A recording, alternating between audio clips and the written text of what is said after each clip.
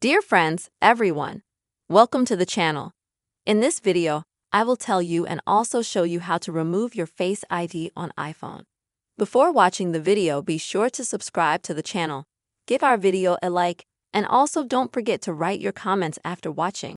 Well, let us get started, friends.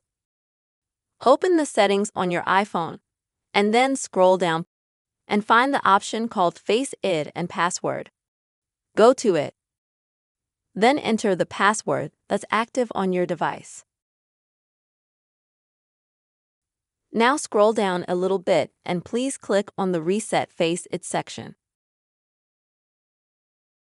Once you do that, your face image, your Face ID scanner will be reset. And after that, if you need to, you can scroll up a little bit and set up Face ID again. That's it. That's the way you can quickly and easily remove your Face ID on your iPhone. I really hope you found the video useful. Don't forget to subscribe to our channel. And be sure to give us some likes. See you soon.